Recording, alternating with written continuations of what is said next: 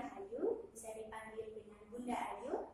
Saya dari Lembaga TK Aba Jinangun, Kecamatan Bintang, Kabupaten Oku Timur. Saya akan menyampaikan akan sharing materi tentang komunikasi dalam pengasuhan, baik itu komunikasi antara guru dan anak ataupun orang tua dan juga anak, dan ada kaitannya juga dengan guru dan orang tua. Oke, sebelum saya menyampaikan materi, biar semangat, kita tepuk semangat dulu ya. Tepuk semangat. Semangat. Oke, baiklah, kita langsung saja ke materinya. Materinya yaitu sudah saya sampaikan tadi, komunikasi dalam pengasuhan atau komunikasi yang efektif. Apa sih tujuannya dalam pelajari komunikasi efektif ini? Oke, kita lihat ya. Nah, tujuannya supaya kita sebagai guru ataupun orang tua dapat mengetahui bagaimana pola asuh anak atau juga tahu kendala-kendala dalam komunikasi anak. Selain itu, kita juga dapat memahami strategi dan solusi dalam berkomunikasi kepada anak. Nah, apa itu komunikasi? Komunikasi itu adalah satu proses penyampaian. Kita menyampaikan pendapat atau kita menanyakan sesuatu dari orang satu ke orang lainnya, dari dua orang ataupun lebih. Itu namanya komunikasi. Nah, kita sebagai guru PAUD, bagaimana cara berkomunikasi kepada anak yang baik? Nah, sikap kita dalam berkomunikasi. Apakah kita sejajar dengan anak, atau kita lebih tinggi, atau lebih rendah dengan anak? Nah, seperti ini. Caranya yaitu kita lebih rendah posisinya dan anak posisinya berdiri. Supaya apa? Seperti itu. Supaya anak lebih nyaman dengan kita. Kalau kita posisinya lebih tinggi, maka anak akan merasa seperti kita itu seseorang yang mengerikan, terus seperti mengancam gitu ya Bunda ya. Jadi anaknya tidak nyaman saat berkomunikasi dengan kita. Kita pastinya lebih rendah dan anak akan merasa lebih dekat, lebih nyaman. Nah, kemampuan berkomunikasi yang pertama, kita dapat mengenali anak, dapat mengetahui minat anak, dan juga dapat menjelaskan baik itu agama, sosial, itu dengan cara real, contohnya kepada anak, dan juga menyampaikannya dengan cara yang mudah dipahami. Selanjutnya, cara membangun komunikasi efektif antara orang tua, kita sebagai orang tua di rumah pada anak. Yang pertama, dengarkan anak. Kita mendengarkan apa yang disampaikan anak. Jangan ketika anak berbicara, kita langsung nanti dulu Bunda lagi sibuk. Nah, itu bukan contoh komunikasi yang efektif, itu contoh komunikasi yang buruk ya. Sehingga anak merasa tidak nyaman komunikasi dengan kita.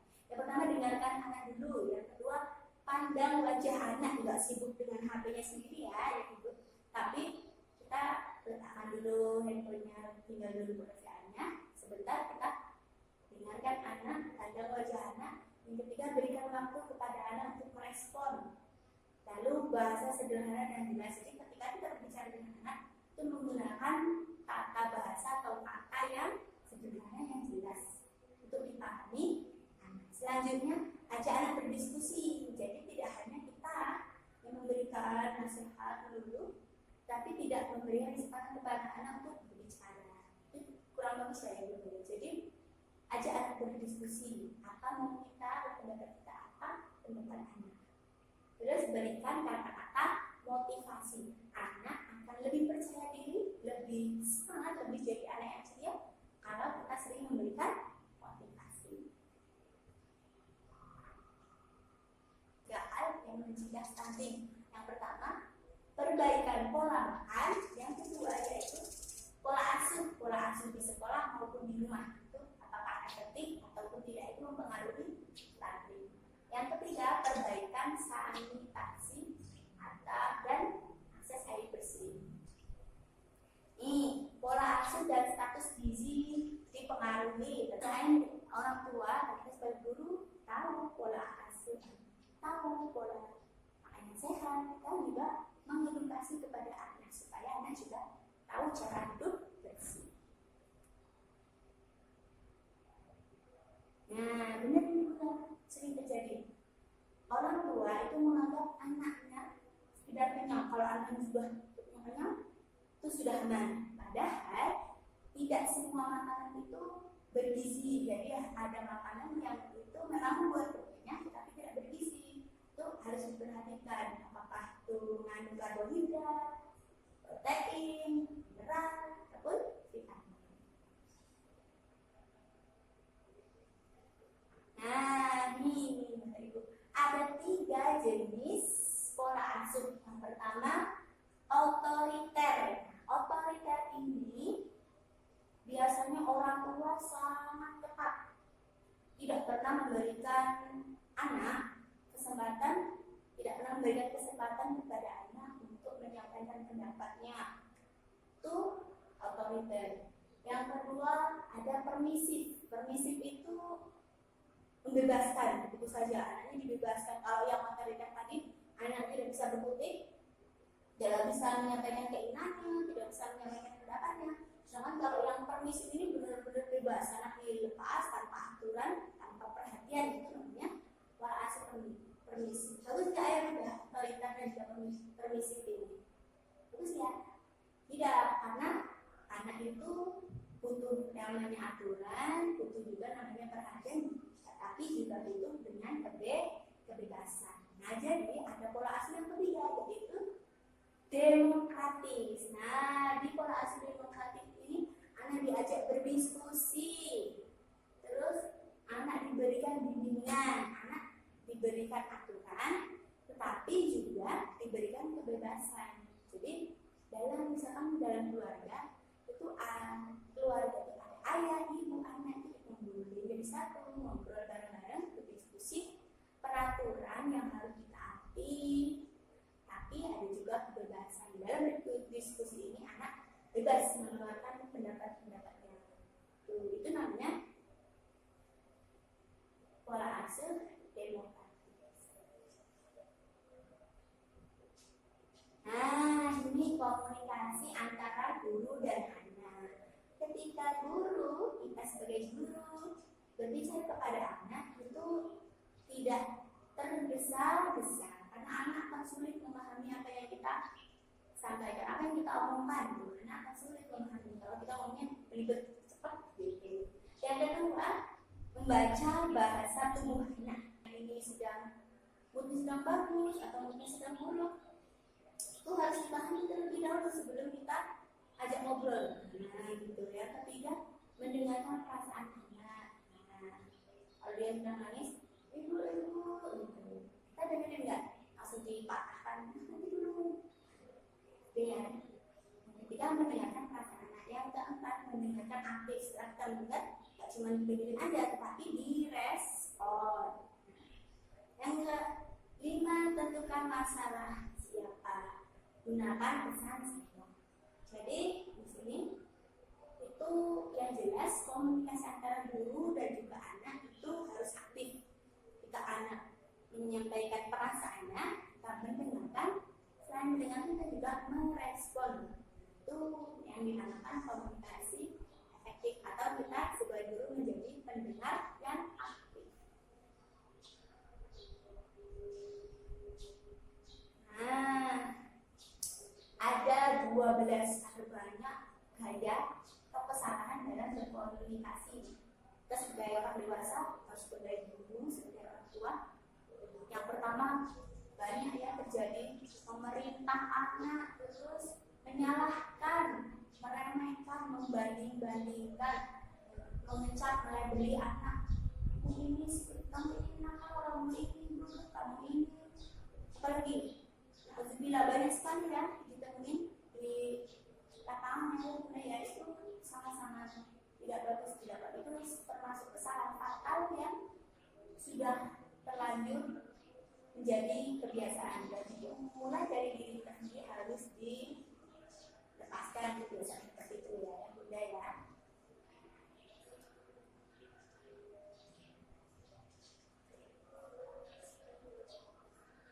Nah, bagaimana komunikasi yang efektif? Komunikasi yang efektif adalah cara pendidik, PAUD, ataupun orang tua di rumah dalam memberikan arahan kepada anak dan anak menyampaikan gagasan. Nah, jadi komunikasi yang efektif itu kita sebagai guru atau sebagai orang tua menyampaikan arahan kepada anak, memberikan edukasi, dengan anak juga menyampaikan pendapatnya. Itu yang efektif. Jadi tidak perlu dari kita ke anak. Dengan anak tidak pernah diberikan kesempatan untuk menyampaikan pendapatnya, itu bukan efektif. Yang efektif itu dari kita sebagai guru dan orang tua menyampaikan edukasi dan anak menyampaikan pendapatnya. Nah, ada tiga ciri-ciri komunikasi yang efektif. Yang pertama, bertanya.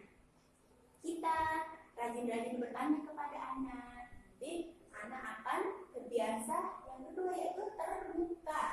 Ketika kita sebagai guru atau orang tua sering menanyakan perasaan anak, menanyakan keinginan anak, anak akan terbiasa terbuka menceritakan atau menyampaikan kepada kita. Dan yang terakhir, informasi. Jadi setelah kita bertanya kepada anak akan merasa terbuka dan kita akan mendapatkan informasi. Kita tahu, oh anak ini maunya seperti itu, anak ini sedang sedih atau sedang bahagia. Kita tahu apa itu kebawaannya.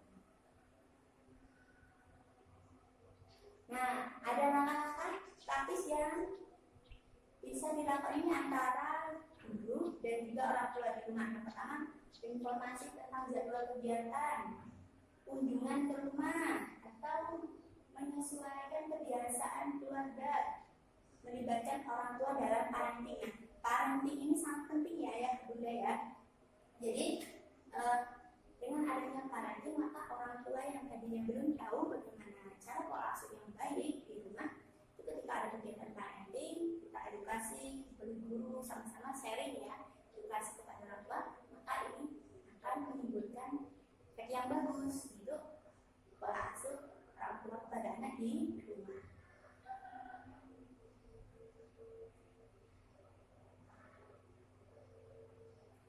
Nah, ini pelibatan orang tua dalam perkembangan komunikasi anak di rumah. Ini yang jelas pola asuh orang tua dan anak, sediakan waktu untuk berbincang, ngobrol, mengajak berdiskusi. Adanya waktu bercerita saat makan bersama. Jadi saat makan itu diajak ngobrol anaknya, gimana kegiatan hari ini, gitu. Dan anak akan merasa nyaman ketika kan ngobrol itu. Saat makan itu kan santai ya, beda dengan langsung duduk, anaknya didudukin terus ditanya-tanya kesan aku kan. Kalau ketika kita sedang makan bareng lagi nyantai, duduk di depan TV, itu diajak berbicara, itu anak-anak nyaman.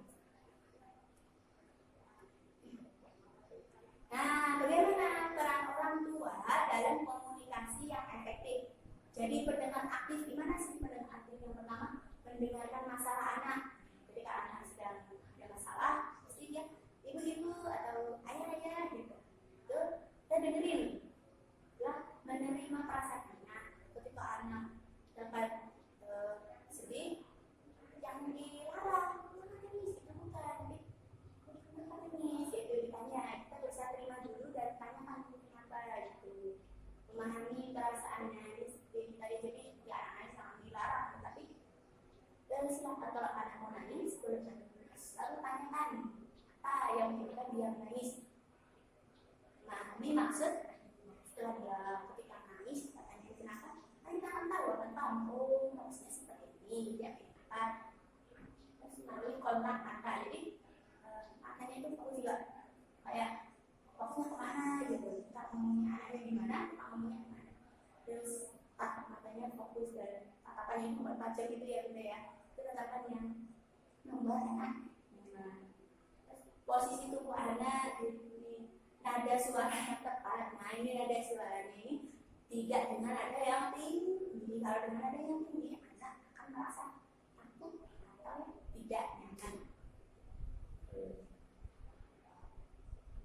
Nah ini contoh pelibatan orang tua dengan sekolah. Jadi guru dan orang tua itu bertemu, saling menyampaikan perkembangan anak ketika di sekolah ataupun ketika di rumah. Akan terjadinya komunikasi ini antara guru dan juga orang tua. Ini termasuk juga komunikasi yang efektif untuk membahas perkembangan anak.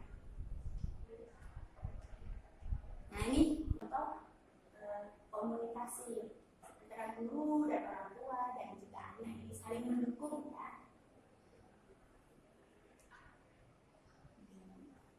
Baiklah ya Bunda, itu tadi materi tentang komunikasi yang efektif antara guru dan anak, orang tua dan anak, dan juga guru beserta orang tua.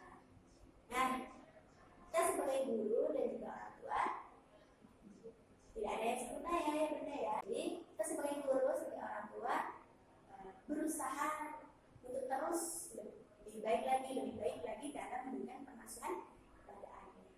Demikian dari saya.